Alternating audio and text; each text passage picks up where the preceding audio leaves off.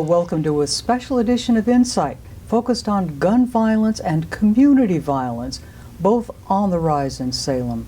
6 public safety partners are making a coordinated effort with the city to reduce the risk of violence, but as important, they're working to reduce it together.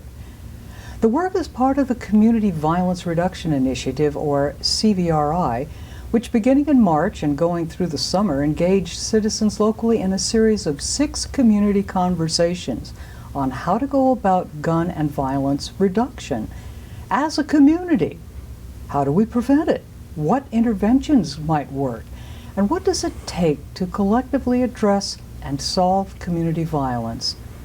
November 18th, the city will release the results of the Community Violence Reduction Initiative at a work session.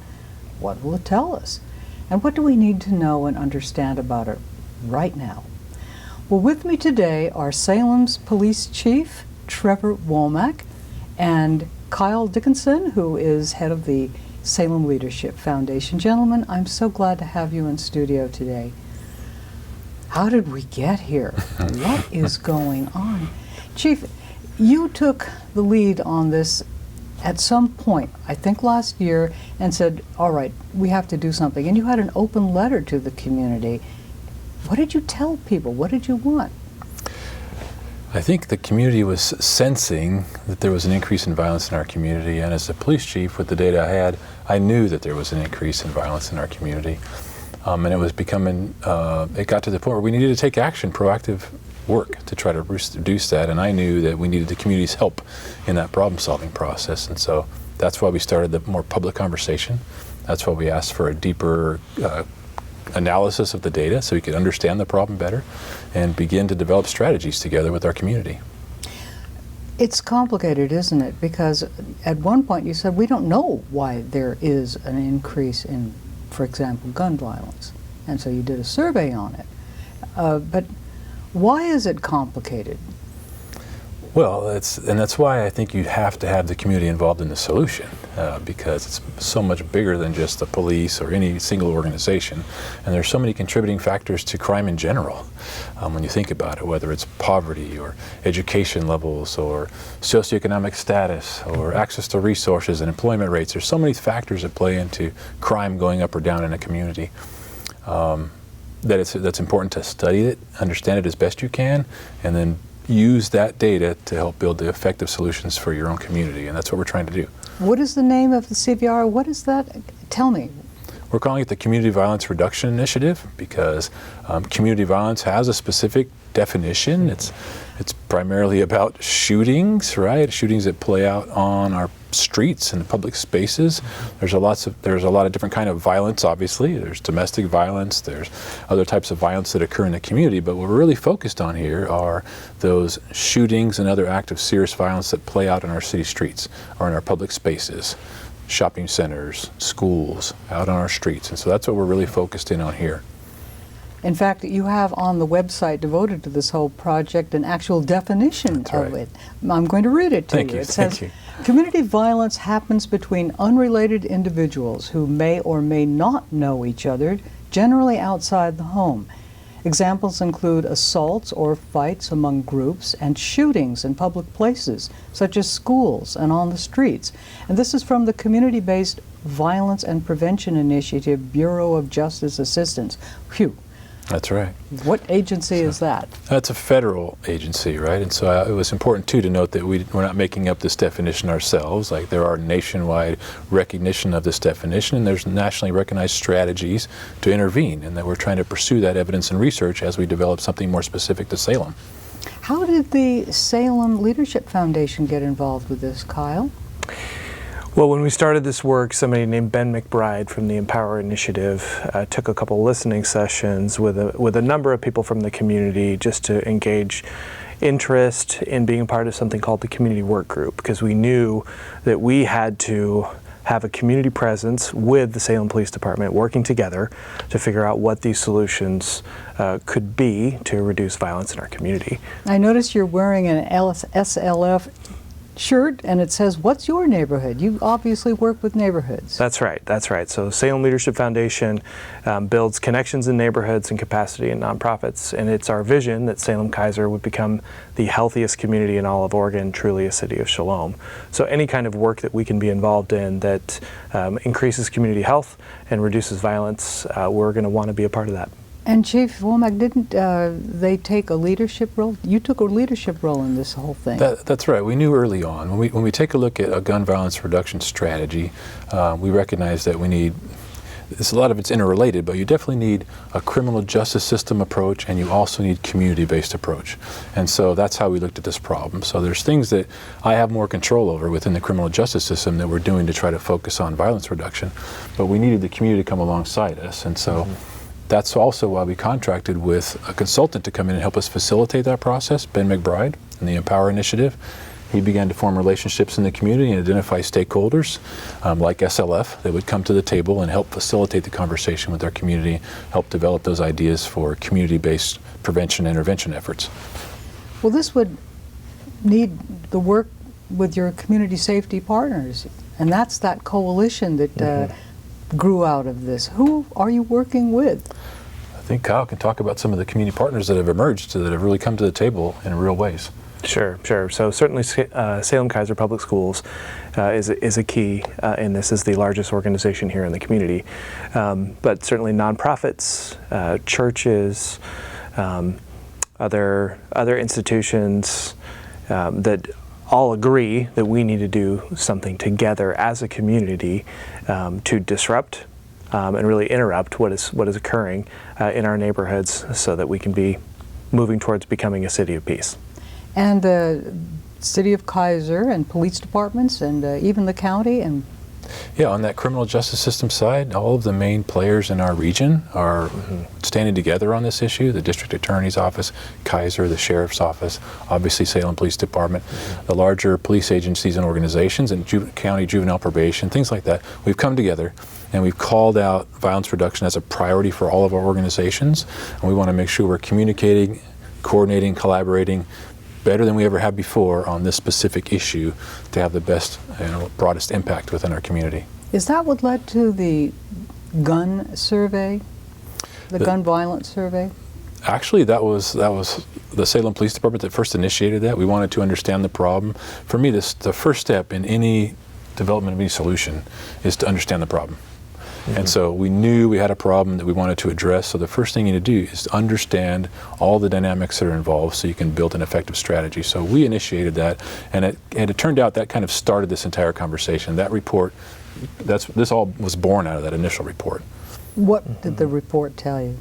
It told us things about people and areas. I mean, just to keep it simple. So we know from that data, for example, that most shootings can happen anywhere in our community, but they're definitely more concentrated in a very small geographic area. When you think of the size of Salem, it's generally a 5 square mile area. That's about 11% of our city is where most of our shootings happen. That's important to know, because sometimes a problem that might seem unmanageable suddenly looks a little more manageable when you narrow it down the scope, and it helps you direct very valuable limited resources in the best ways possible. So we know where the areas of higher risk are from that report, primarily northeast Salem and downtown, and then also people that are at higher risk. So we looked at demographics of folks that are most likely to be involved in shootings. And the way the researchers did that is they took a look at all of the shootings that occurred in Salem during a 5-year period. Those are both homicides with a gun and also non-fatal injury shootings. And they looked at each individual case specifically.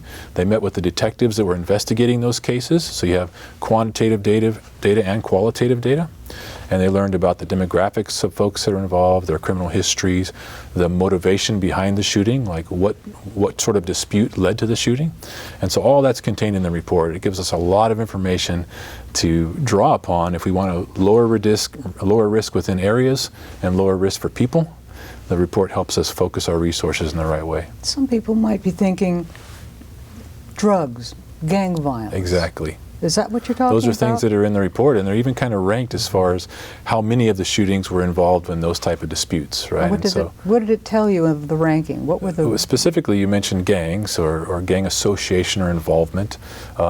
We know that about half of the shootings in Salem have some sort of nexus to gang activity or association. So that's another reason when you think of a problem that might seem unmanageable. We know from the report also that there's a very, very small percentage of our population that's associated with gangs in Salem. It's less than 0.01% of our population. So if you want to direct resources in a way to have the biggest reduction of risk, it's focusing on the people with the highest risk. It's not something that we want to take a shotgun approach across our whole community. We have valuable limited resources that we want to focus on the right way, and not just in a law enforcement way. That's not what I'm talking about. It's in partnership with our community. How do we identify folks that are high at risk for either shooting someone or being shot, and how do we lower that risk together? Kyle, tell us about your experience with this entire project involving this reduction of violence. What works? You are doing something right now. What is it called? I'm seeing it right here on our table here. What's it called? Well, this is a vest that has the Salem Peace Walk logo on it, and that is something that has started as a result of a group of East Salem faith leaders and school district employees coming together for regular gatherings to say, we know that we're in the most affected area in town. And we know the streets, we know the residents, we are very, very familiar because we're proximate to where a lot of this is occurring. We know we need to do something. So as a result of a few different conversations, and one of those conversations we actually brought in Ben McBride to say, Ben, what works? What can we do to mobilize people around us, our neighbors, to create greater connection in this area? And one of the suggestions was the Peace Walk. So we tested a Peace Walk in an area in East Salem. When? And this was middle of August. So in the middle of August, we tested our first Peace Walk just to gain a sense for the area itself and how we might mobilize people and actually market the activity to people so they would know what they were getting themselves into. So we did that on the 15th, but really the one on the 29th, which was 2 months after that, and a week after the final listening session at Salem Alliance Church, we had about 50 people at that walk, and that was when the community really came together and heard the vision for what these walks are and what we hope that they will continue to be, which is a community-led initiative. We're increasing community health because we're getting out and we're walking, but we're also providing a sense of presence in that area that is affected. And in many ways, we are looking for signs of hope and signs of beauty in areas that are typically interpreted as broken or really rough and those kinds of things. Those things are true, but it is just as true that there is hope and there is beauty in those places as well. So we really want people to engage in these areas on these peace walks so that they fall in love more with these areas so that we can see Salem get better. Was there any pushback to it? People who didn't think this was such a great idea? Oh, sure. I think the number one objection to this is that, is this really going to change anything? And I think the way that I would answer that typically is, you should come and join us and do this, come on this walk with us and just experience it for what it is. And this tactic has worked in other cities that have experienced sustained gun violence, and they have seen decreases in number of incidences. When a group is willing to show up consistently over the course of an entire year and be present, the residents in that area tend to get to know the folks that are walking. They get used to us having a presence there, so there's trust that is being built in those places, and that tends to lead to just a greater sense of things are going to be okay. There are people that love this area just as much as the people who are already there love that area. That's interesting. And can I just say, you said community-based. From a government law enforcement perspective, especially in a budget-strapped environment, this is a community-based effort that costs the city zero tax dollars. It costs me zero resources with my personnel and time. And this is a small piece of a much broader puzzle that we're putting together. So of course peace walks aren't going to end all gun violence in our community, of course, but they're a small piece in a broader comprehensive strategy. They cost the city zero tax dollars. They're completely run and managed by community members. And the fact that a Peace Walk is even happening, it brings people together and it builds a stronger community. People build relationships while they do this. And so if you think about a neighborhood watch program, for example, which is a tried and true recognized community crime prevention effort led by community members for decades, Yes. there's not much of a difference here. It's bringing people from the neighborhood together to state that violence is intolerable, that we care, we're here, and we're taking action. So from my perspective, yes, it's not the answer to end all gun violence, but it is an effective piece of the puzzle. Do you have a story to tell us about how this has worked in real? Absolutely. So I think the origin story of how it started in East Salem was fantastic. But what happened as a result of the walk starting in East Salem is that other groups from both West Salem and in downtown decided we want to have a walk in our area as well, because we live in affected areas. And so they have stepped forward to say we will provide leadership, we will reach out to our networks, we will invite the community as well to come to our neighborhoods and participate in these walks. And both of those walks are now, they have started, they're ongoing. So we have a walk that is the first Thursday of every month that happens in East Salem. We have one that is the second Thursday of every month that happens in downtown, and then we have one in the third Thursday of every month, and that happens in West Salem. And it's been really inspiring to see the leaders that have stepped forward to say we want to participate in this, we want to reach out to the community around us because we love this place and we want to see violence be reduced and be gone completely, and we want to encourage the community to get involved in this. So this is kind of a fun, this safety vest, we actually got that from a group that is organized and meets in East Salem called the Community and Partners of East Salem, or CAPES.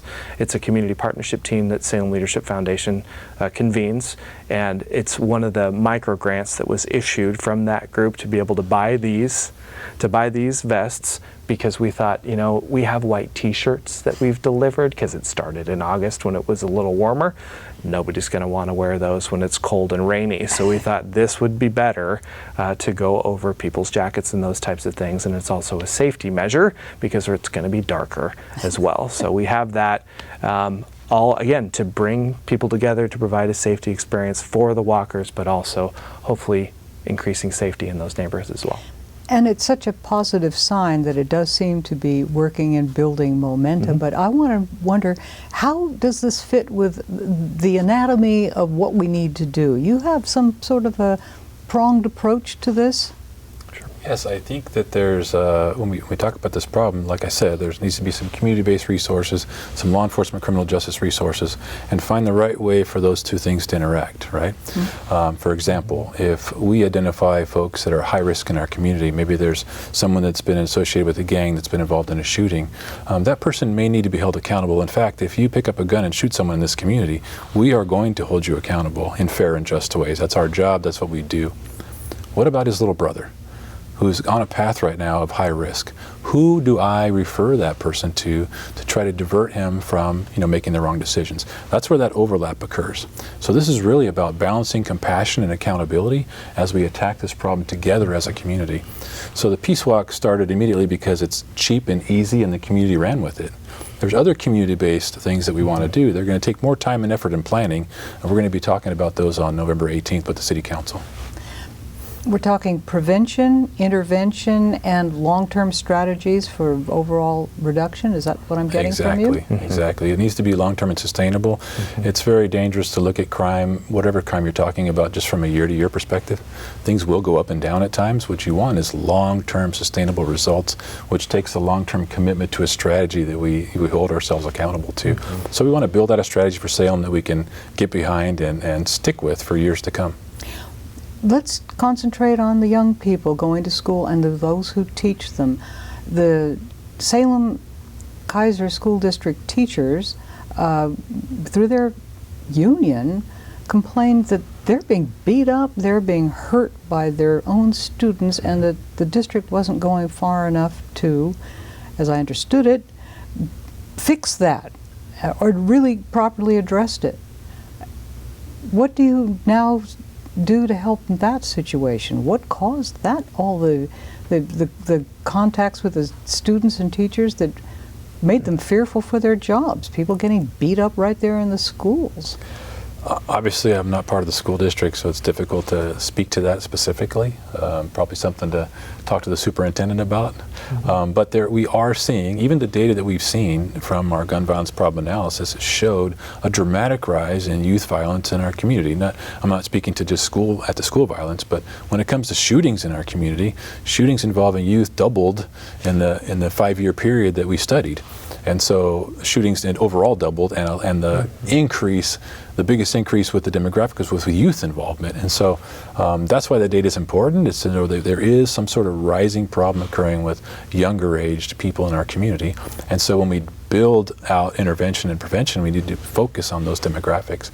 We have a partnership now with the school district. We'll be talking about that more on the 18th as well, where we just got a grant. That's another thing I'll mention, is the work that we're doing positions us extremely well for grant opportunities that we wouldn't otherwise receive. So we recently just got a micro grant from the U.S. Department of Justice COPS office for youth violence prevention and intervention. We're the grantee, but a sub-grant is the school district, and we're going to direct about $100,000 through that grant to help the school district build more prevention and intervention programming for youth in the schools. And so that's something that's born out of the CVRI initiative that's already happening. So those are the type of things we want to do to help and support our school district when it comes to rising violence among youth. They have terrific access to guns of all varieties, legal and illegal. What are your thoughts on that? I think nowadays what we're seeing with the youth is social media plays a big part. Sometimes you're seeing youth that want to get a hold of guns. It's easier than ever to find access to guns on social media, whether it's trading or selling. You're seeing, when it comes to gangs, you see older gang members asking younger people that are getting involved in gangs to carry or hold the guns, so there's more access that way. And then of course guns are gained through theft sometimes, whether it's somebody has it in their car, it gets broken into, or home gets broken into and the gun is stolen. Those are pretty much the primary ways that we see guns, in the hands of folks who shouldn't have them, used in the wrong ways. I'm at a loss for words about where to go with this conversation, because so many people think, oh, well, it's confined to a small part of the city. I don't really need to be bothered by it. It's not really in my neighborhood. But it is. How do you connect people to this issue? Well, I think even talking about what's happening with teens within the school district and what they're seeking out, I think the desire behind that is for connection, and I think that runs true for every single one of us. We all have a desire to be able to connect with a community and be a part of a group and have a sense of belonging.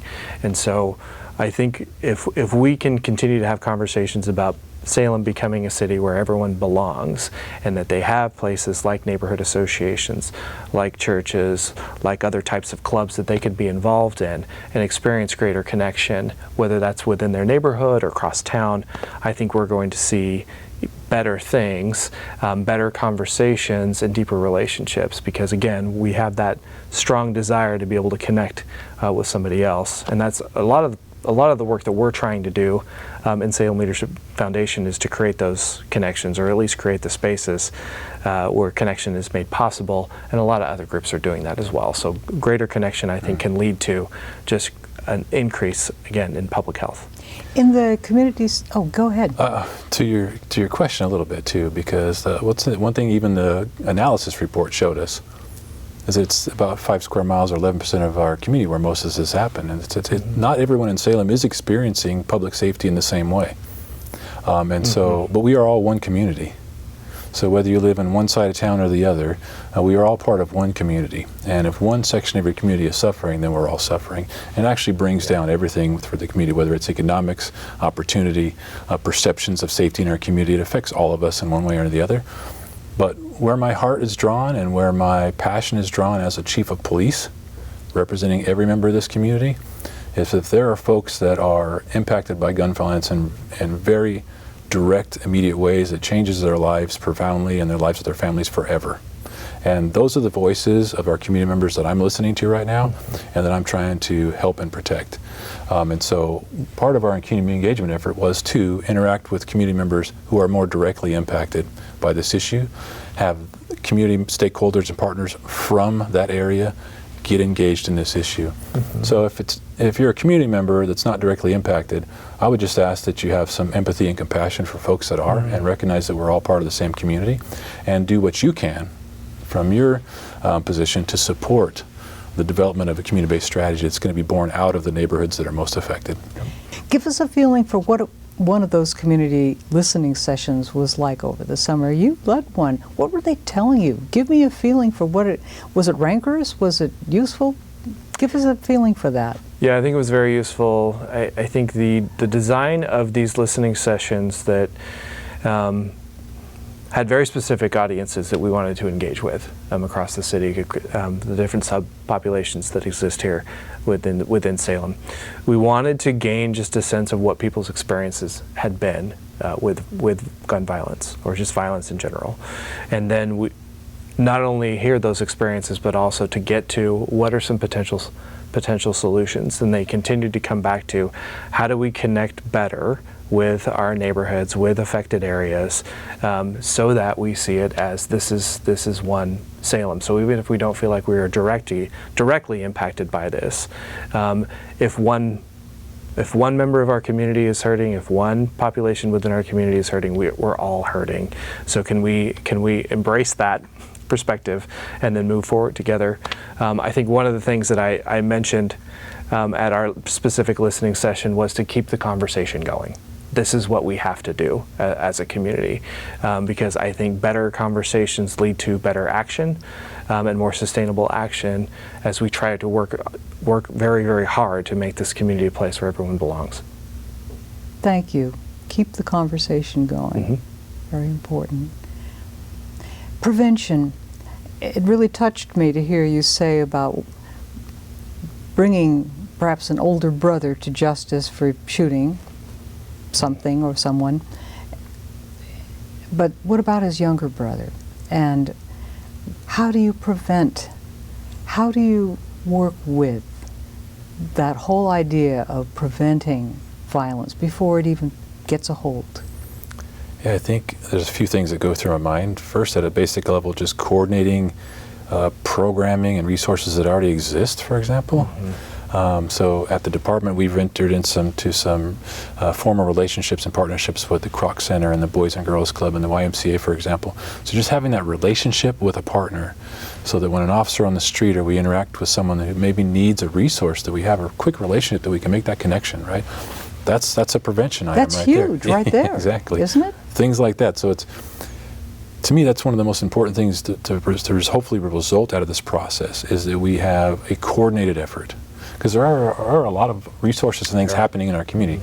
We just need to call it out as violence reduction is a priority and figure out a way to coordinate those, but develop some new strategies as well. But that's just one small example.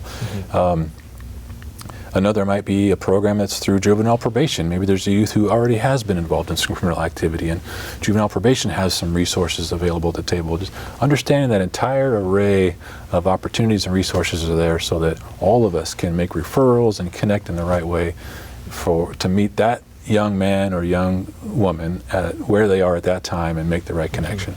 But again, of course there's going to be an accountability piece too, and that's a job that we have to do in law enforcement, to bring justice to victims and their families and hold people fairly accountable when they commit violent crime. It's this other piece that's about prevention, I think, that is so important, and we need to do better as a community, just coming to the table together across political and ideological lines. If there's one thing you would think can bring a community together, it's people being physically injured in your community, right? We all don't want that to happen. Come together and work on solving this problem together for both prevention and intervention. And those are two different things. What can people expect at this 18th meeting?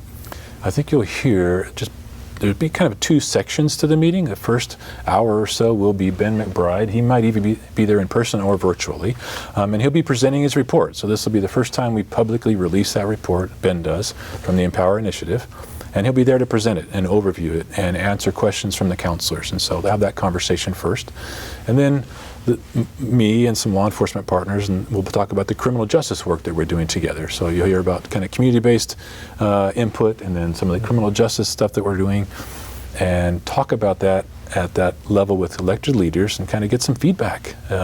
Give us, as city staff, give us some direction from our community about, what do you like? What should we pursue further? What should we walk away from? And so just get those to firm up some next steps as far as priority of our resources. I'm hoping that's what the outcome is on the 18th, so that we can continue to work on this together as a community. Bluntly, has there been any criticism of the PD that you have had that has also informed your decision making?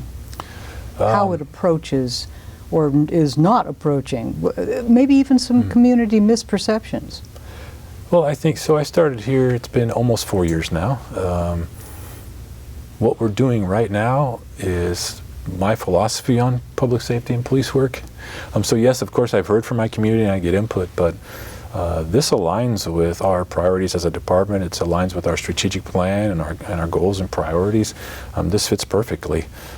So I'm looking for more input, right, and direction from the community, but this work is exactly how we line up trust building and safety at the same time. And I talk a lot about that. For me, public safety or policing is about trust and safety all the time together, intertwined. Everything that you do to improve safety should also build trust, right? Both of those have to happen at the same time together, and that's what we're doing here when it comes to gun violence and shootings in our community. And what excites you about working with the neighborhoods this way? Because I was interested in your saying finding the beauties and the strengths in each of the communities. Sure, and I think it comes from a very personal place. So I was the kid that always noticed somebody that was hurting. I was usually labeled by my parents as being very tender-hearted, which has shown up along my journey, and some of the work that I've done in community organizing is typically been around how do we make things better, how do we look out for folks on the margins, how do we take care of people that are hurting.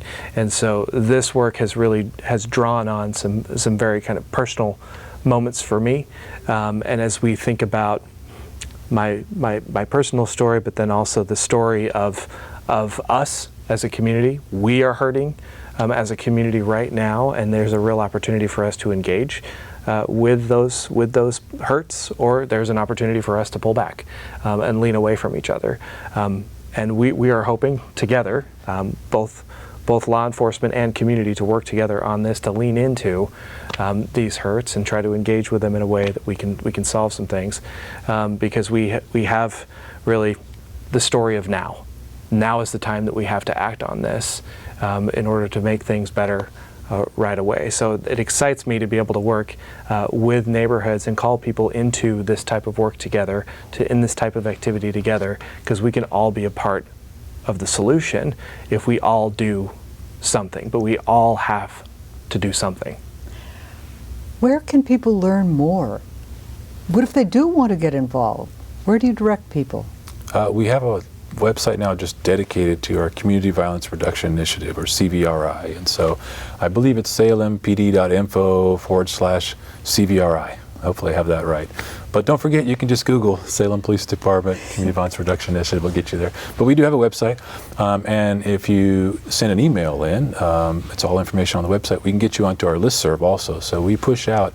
We have several hundred people on there now that have been engaged in these different listening sessions and other stakeholders. And so whenever there's an update, if we're having a next meeting or we have something new coming on, we'll send an email out, blast out to everyone too. So check out the website. Get yourself on the mailing list and engage. Like Kyle said, just engage. And it's also unfair to be critical if you're not willing to engage, right? And so if you think we're going in the wrong direction, engage. If you think we go in the right direction, engage. Be part of the conversation, and let's keep the conversation going. Keep the conversation going. I like it. This has been rewarding. Thank you so much. I thought the idea of a collective solution to a community problem was an interesting idea, and I see how well it's been developed. And I look forward to how it's implemented. Well, thank you. And we're not just, there's a lot of evidence behind this too. We're not just making this up. Like, in a very practical sense, the most effective way to reduce violence in your community is to have a community and a law enforcement approach together. So, you know, that is the most effective and efficient way to use our tax dollars to solve this public safety problem. Salem Police Chief Trevor Womack and Kyle Dickinson, head of Salem Leadership Foundation. You've been wonderful guests today on InSight. Thank you so much for joining me and helping us understand this issue. Thank you very much for having me. Thank you. And thank you for joining us today on InSight. I'm Wendy Brokaw.